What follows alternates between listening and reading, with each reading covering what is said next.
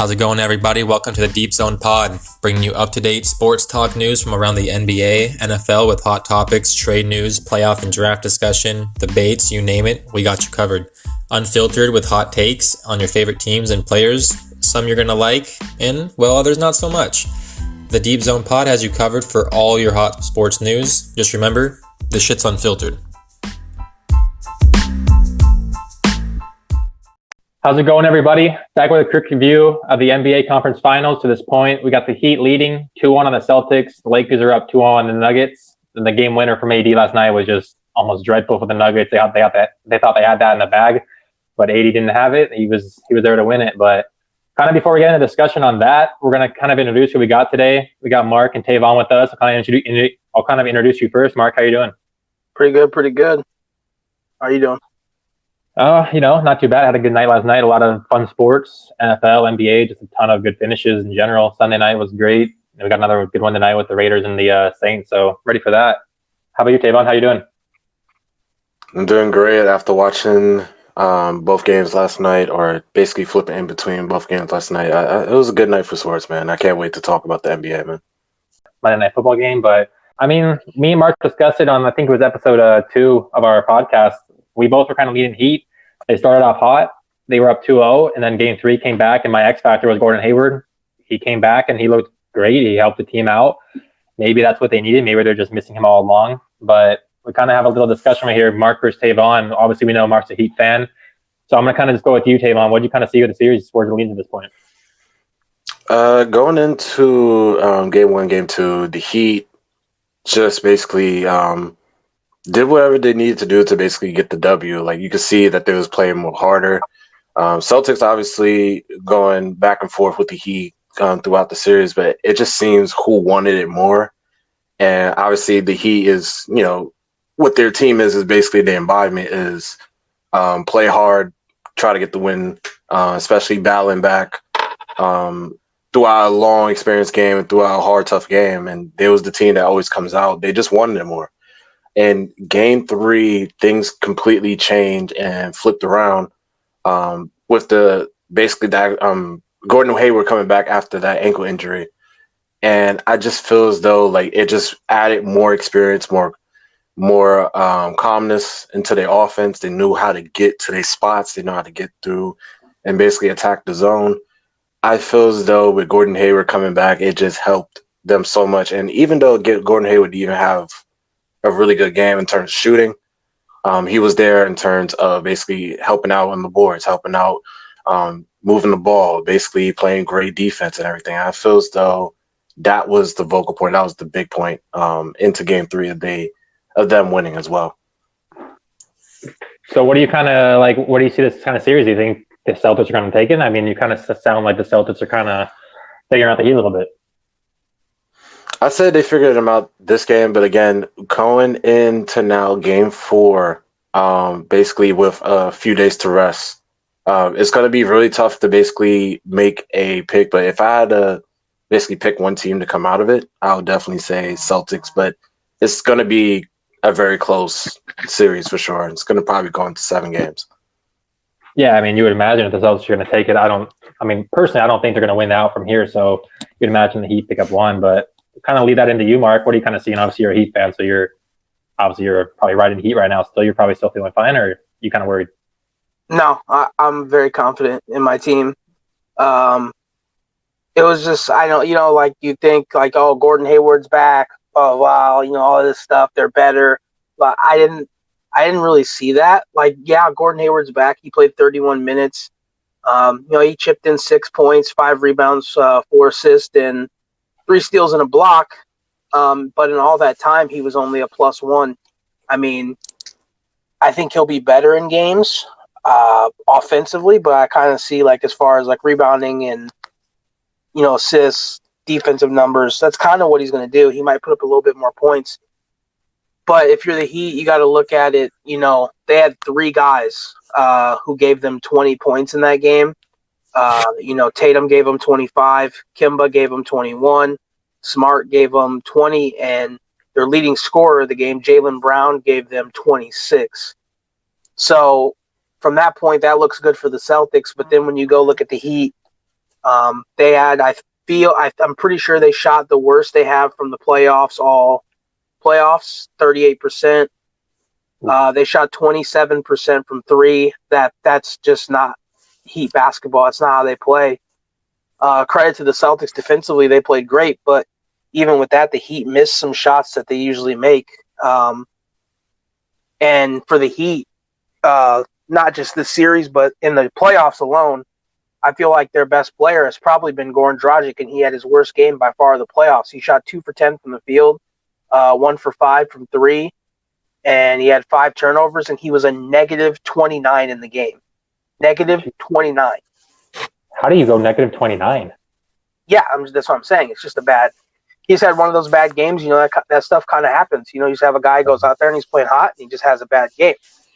So for the Heat, I kind of feel the Celtics honestly got lucky in that game. Not like lucky, but like they kind of snuck away with that. If you have, 4 guys who scored 20 plus points, 4 guys, and the Heat, their 2 best, perimeter players, which is Goran Dragic and Jimmy Butler, are a combined negative 36, and you win the game by 11 points, I think that's more concerning for the Celtics than it is the Heat. And, I just feel the Heat are fine. I think they'll have a bounce-back game in Game 4. I've been seeing Crowder talking about they already have adjustments, and they're prepared to make those adjustments in Game 4, and I think they'll just be fine. If you notice one thing in this series that's been a trend in all 3 games, the Heat have outplayed the Celtics in the second half. I don't think that's going to change. The Heat have always been a second-half team, especially a fourth-quarter team this season. I don't really see that changing. The third quarters, though. Tell me about the third quarters. Yeah, they do. They do. The Heat have been known to kind of stink in the third quarters, but in this series, they really haven't. They've played well. They've played well in the second half of games in this series, and I don't really see that changing. They've been outplaying the Celtics in the second half, and I think if they continue to do that, which I believe they will, because they've kind of been doing that all playoffs, I think they'll be fine. I don't expect the Celtics to have 4 guys in the 20-point range in Game 4.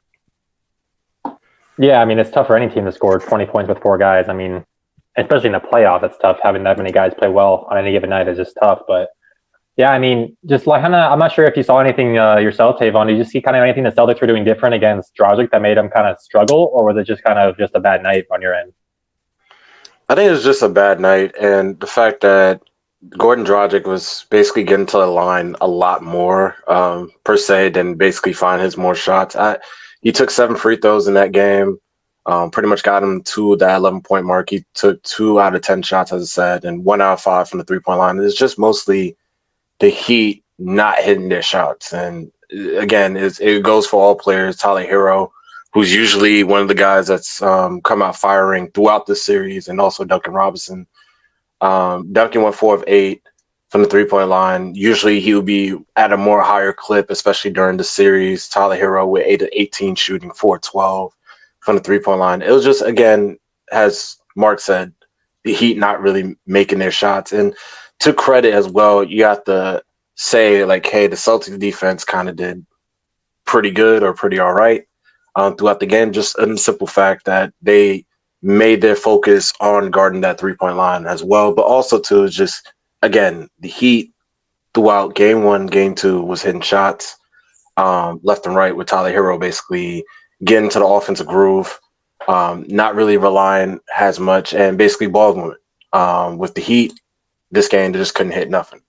As far as the Boston Celtics, though, their adjustments on how to basically score on the offense end, getting 20 people, not getting 20 people, my fault, getting 4 people to score 20 points.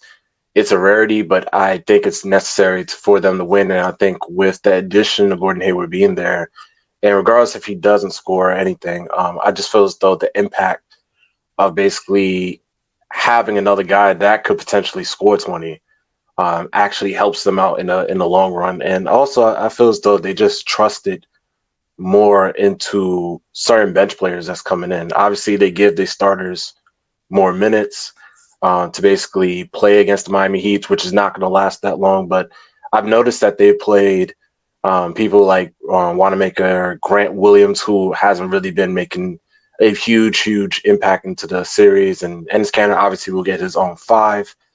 But I've noticed like they've been playing more of their starters recently than not. And I don't know if Brad Stevens feels though he's going to continue working with 1 to, let's say, 10 players basically playing out, but we'll see. But they made an adjustment. They basically played starter minutes and they got the W. So Yeah, like you said, they kind of shrunk their bench. They only gave Gordon Hayward played 31 minutes, and other than that, they only gave 3 guys minutes, and it was 9, 6, and 9 between Canner, Wanamaker, and Williams. So they shrunk it. They had 3 guys playing over 40 minutes a night. I mean, it's going to probably have to be that way, honestly, if they want to stay in the series. It's going to be a long series, like you said. So you kind of said you're feeling Celtics in 7 then, Tayvon? yes. Okay.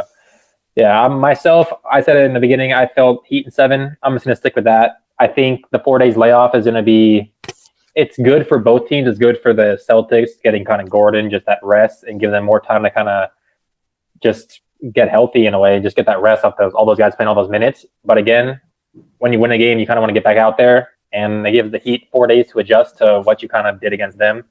So it's going to be an interesting game. It's going to be a lot of coaching adjustments in game 4, and we'll go from there. Mark, where are you seeing yourself going Heat in 6, or are you feeling it could be a little longer? No, I still see the Heat in 6.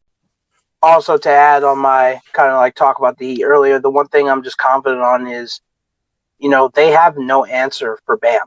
Not one. They don't. They just don't have an answer. Like, Bam's going to do what he does. Now, maybe he doesn't score 27 points like he did in game 3, but I always think he's going to be in the 20-point range. And I just think, after what I've seen, not really, nervous. Don't get me wrong, the Celtics are a damn good team. They're here for a reason. And I still think the Heat are good in 6, though. Just the way they're playing right now, I don't think one game slip up of a bad shooting night and kind of some poor defensive efforts. I don't think that's going to change. Still got the Heat in 6. Fair enough. Okay. That'll kind of be enough of the Heat and Celtics. We kind of gave you enough for that. We'll just kind of get ready for the next game on Wednesday and kind of see if the Celtics can battle back and win a game or he can go up 3-1. But moving to Lakers and Nuggets, and I mean, shit, I thought it was going to be 1-1 Lakers after that, or 1-1 tied up. But AD was not having that, apparently. He's trying, I guess he's having his time. He's ready to step up, and he's ready to prove that he's one of the better big men in the league. I'll just lead right into that. I mean, I think he has obviously the potential to be it. I talked on episode 5 of the podcast with Mark what happened in the series, and AD had to just go out there and be himself and not be himself, be more than himself, be what he's capable of, because when he beats himself, sometimes he just settles and he doesn't want to be the guy.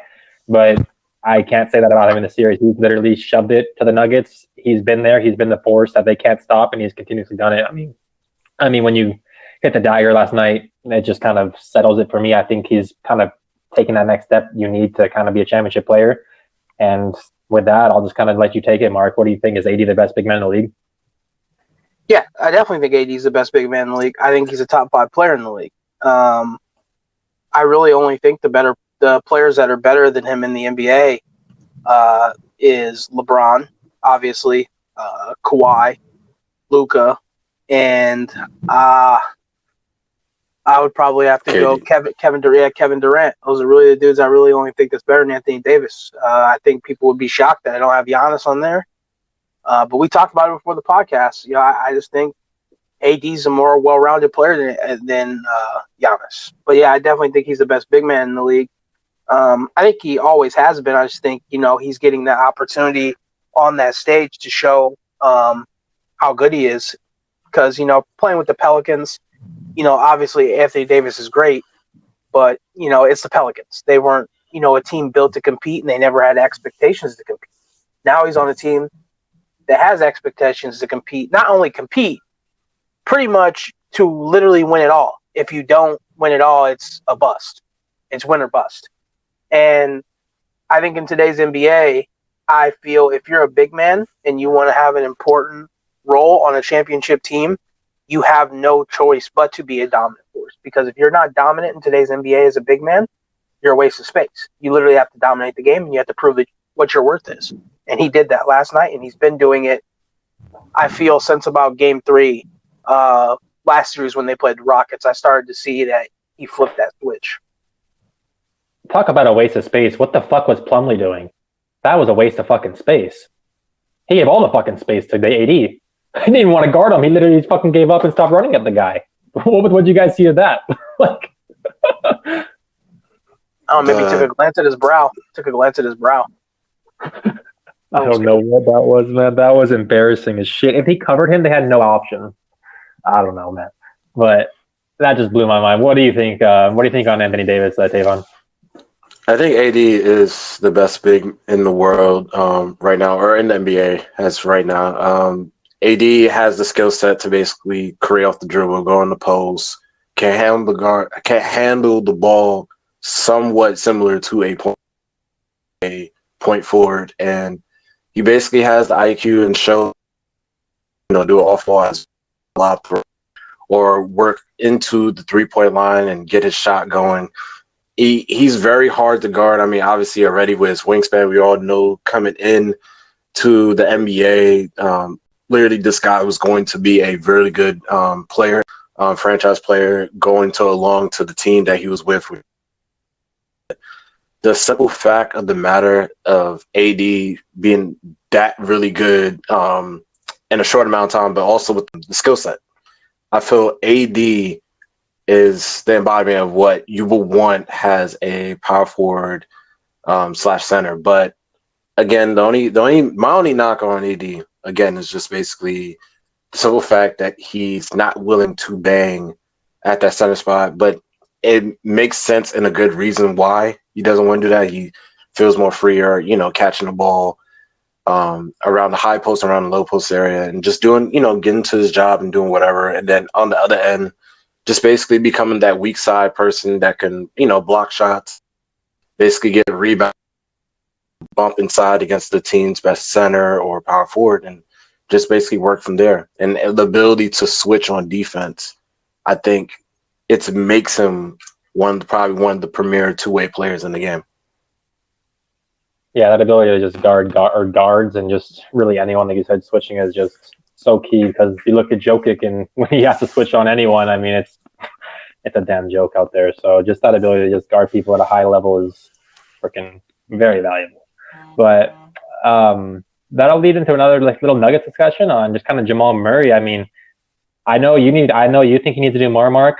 I'm not sure how Tayvon feels, but I know you think he needs to do more. What do you kind of see with Murray? Yeah, I just think he simply needs to be better. Nothing much more to it. Really no explanation.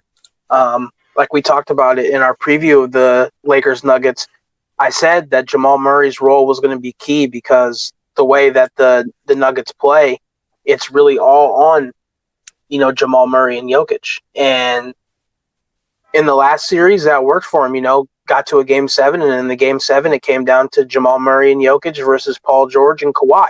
And Jamal Murray and Jokic played better. And the difference between that series and this last series is you ain't playing against Paul George and Kawhi. You're playing against LeBron and AD. And we haven't seen AD until now prove that he's built for it. And I think we now know he is. And we all know LeBron has definitely been built for it. I mean, if they win this series, you're talking about a guy who's going to be going to 9 NBA finals in the last 10 years. So in order to stop that, Jamal Murray's going to have to be a lot better. He has no other options. I mean, I think he needs to shoot better, but just if you want to go by plus minus, he was a plus 16 in Game 2. I mean, he could have shot better, but clearly when he was on the court, they were playing well. So I can't really knock him for how bad he didn't really play bad. He shot 8 of 19, 2 for 9 from 3. That's something got to get better. But like I said, he was a plus 16. So when he was out there, they were performing. It was just the rest of the guys, for the most part. I mean, if you want to just go based off plus minus. But what did you kind of see, Mark or Tayvon? For throughout the game, Jamal Murray, it just seems as Mark said and touched on, I'm pretty sure in previous podcasts and just right now, like Jokic and Murray has been the key points and throughout the Clippers series and also just throughout this Lakers series in general, basically touching the ball a lot more, getting more shots. Nuggets just got to pretty much get other players involved. And Jamal Murray, even though he was plus 16, he had 5 turnovers throughout the game, shot bad. But he also got to the free throw line and basically did a lot other little stuff as well. 6 rebounds, 4 assists, 2 steals, 2 blocks. It shows that he was, doing other things besides from trying to score. And I feel as though Jamal Murray necessarily just got to get, his shot back and just basically become the guy that he was in the Clippers series, more importantly. But also, too, the physicality that the Lakers are providing, the defense that these wings are out there doing, and basically the game plan towards him, especially off that handoff with Jokic or whatever, it's really you could tell that it's really bothering him.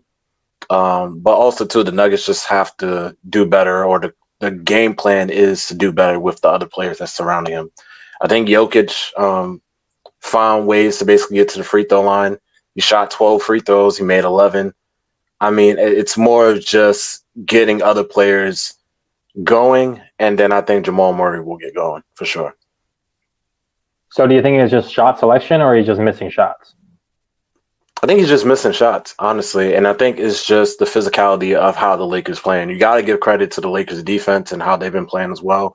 I've seen, literally the beginning of the game off, Danny Green literally bumping and literally using his wingspan to affect Jamal Murray. And not to say the Clippers don't have the same thing or how they played him, but Jamal Murray is a tough cover, as I said. But Danny Green, KCP, and that rest of the Lakers squad was just playing way more physical with Jamal Murray. And you can show that it's putting a toll on him. And it's putting a toll on every time he comes across screens, or the Nuggets' ability to basically play inside the paint, or even just shoot in general.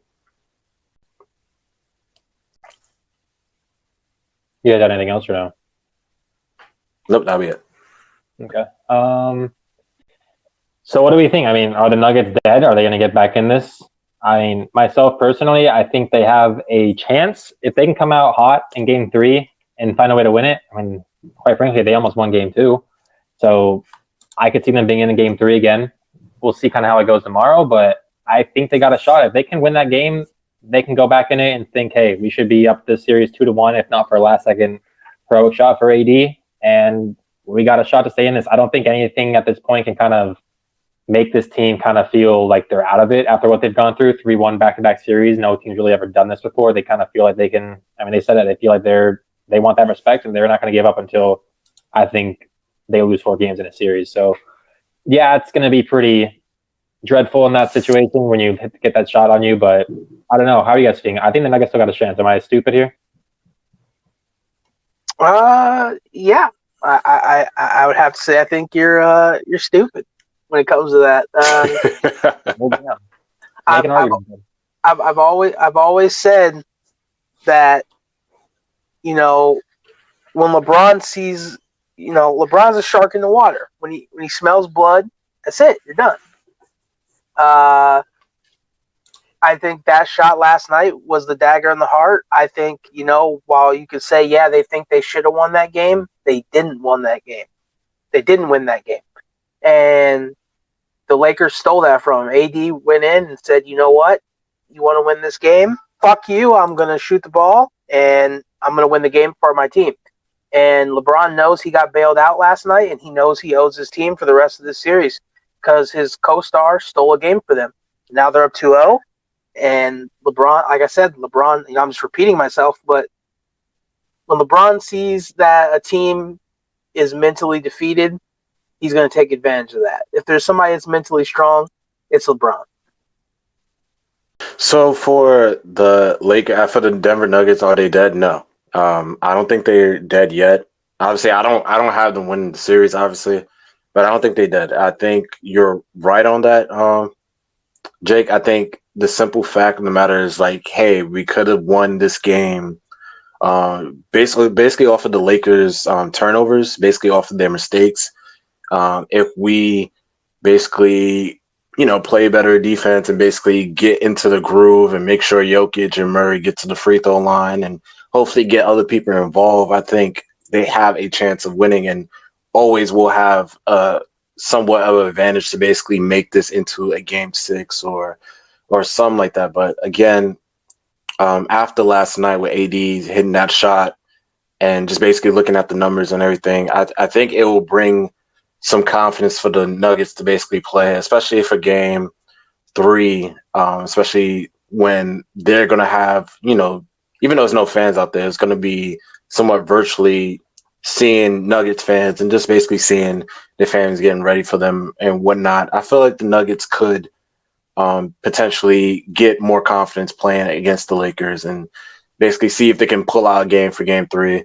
Again, though, that 80 shot, again, kind of forced down everything that they was thinking about as far as like playing confidently and doing whatever. But I feel when game 3 starts, they're going to basically go on attack mode 100%.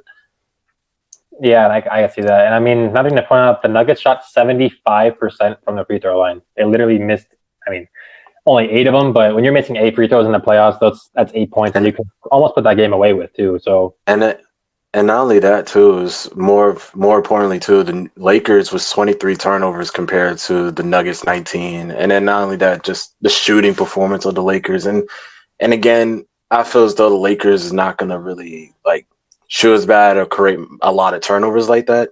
Mm-hmm. But in a sense, when you're thinking about how the Denver Nuggets team that what the Clippers did and everything, they're going to be like, well, this team could do almost practically the same thing, So I'm thinking that's how the Nuggets probably thinking. Maybe this team, makes mistakes and we have the offense to basically combat against them. You can see. You got anything else to rebuttal with, Mark? Yeah, I'm just going to keep saying my X factor in the series once again, Dwight Howard, a +10. He only took one shot, but he made it. His effectiveness in this series, I think, is being seen. He's been good for them in pretty much every game, and I think that's going to continue. And then, obviously, my meme for the series, you got to have a meme. Oh, God. Jamal Murray, Kyler Murray, yo, let's get the fuck out this bubble in a hurry. Lakers and foe. Jeez. So you think I'm done. I saw that meme, too. That's funny. Oh, man. Yeah, I think the Nuggets are going to find a way to win game 3. I think they're just going to claw it out and find a way. I think they felt it. They have something brewing. I don't know if, like Tayvon said, I'm not sure they're going to win the series, but I do think they're going to try to find a way to extend it. I picked the Lakers in 6 at the beginning, and I'm going to stick to it. I think the Nuggets win this game, and they find a way to win a game 5. But I still do think the Lakers are going to win this series. I'm sure you guys are kind of still thinking Lakers take the series, right? Neither of you are thinking the Nuggets have a third magic in them? 100% definitely the Lakers win the series. It shouldn't be no debate. I don't think anybody would think the Nuggets is taking the series except for a Nuggets fan. So yeah, that's true. And Mark already memed them and gave him the 4-0, so I don't have to go back to him. That's settled on that part. Kind of the last little thing real quick. If they go out 4-0, like Mark said, like we discussed on our first episode of the podcast, we kind of just let in with a Giannis discussion of where he might go, where it could lead to the offseason, and if teams kind of struggle in situations. And if the Nuggets get 4-0'd against the Lakers aren't going anywhere next year, and very likely the year after that. Yeah, LeBron's a year older and a year older after that, but AD's a year better and a year with a potential championship under his belt when he has that confidence. So we said Giannis could be an option. For the Nuggets, they have the ammunition to go get him. They have Porter, they got Bol, they got Gary Harris, they got all this talent on their team. They got draft picks as well. I'm sure they can make a deal happen. It's an interesting fit with him and Jokic, but I think that's something they can look at. It would solidify their defense a little bit on the defensive side, of course, and then just give them that extra ball handler. But I don't know. We didn't get to talk to you a little bit on that, Tayvon, so kind of get your thoughts real quick on that. I think any team, especially if they know that Giannis is available and the Bucks are actually seriously thinking about getting rid of him or trying to get the best value for him, knowing that he's going to leave, I think every team in their right mind will get him. But if the Nuggets are a good fit, yes, definitely. They need somebody that can basically be that perimeter defender and also basically have another ball handler out there. I think Giannis, Jamal Murray, and Jokic will be a good fit just in general because, I mean, Jokic is a passing big. We all know he initiate offense. Jamal Murray, same thing. Having a guy that can basically just bulldoze, basically be a rim runner, and just in general, just lead on the fast break, it'll help they transition a lot better. I think Giannis to the Nuggets deal would be very good. The Nuggets do have, again, Michael Porter, like you said, a lot of young guys, and not only that, a lot of picks that they've been getting throughout the years, and even some veteran guys that can help out with the Bucks if they want to take on some cap to basically make a deal. I think the Nuggets' best interest of getting Giannis, if he's available, is 100% true. Yeah, we'll see if he becomes legitimately available. He just came out and said a few days ago that as long as everyone's on board in Milwaukee, he doesn't see any reason but staying there for 15 more years, but I'm not exactly sure what to make of that. So we'll see. I mean, I do think at some point he's going to leave Milwaukee. Might not be this offseason, but I do think it happens. Hoping it's this offseason because I would just make this NBA a lot more interesting because I don't know if he can win there in Milwaukee right now. But that'll kind of do it for us. Kind of just join us for the next episode. We got week 3 kind of coming up for the NFL. We should be out probably tomorrow or Wednesday, just kind of where we covered the 3 primetime games of the week, Thursday night, Sunday night, Monday night football. And just kind of go through the games, to some storylines on each team, just kind of who we think is going to win those games, and then the rest of the games as well. So just check it out. We'll have all of our winners and analysis available for you guys. And I'll always put if you guys play fantasy, I will always put my fantasy football lineup on Sunday before the games start at 1 p.m. And that way you guys can feel free to take the lineups and use them. yeah, and I think you focus on cash games, or you kind of play tournaments, or what on FanDuel? Cash games. Okay, so feel free to check that out Sunday mornings on our Twitter at Deep Zone Pod. You'll be able to just find that and all of our other just kind of videos we'll post out there. So give us a follow at the Deep Zone Pod on Twitter and YouTube as well. Just Deep Zone Podcast. You can find all of our videos as well. Just give us that subscription. We really appreciate it. Give us that 5-star feedback on the podcast. Follow the podcast anywhere you listen to pods. And remember, you can find us on Twitter at Deep Zone Pod for all your sports news. Take care.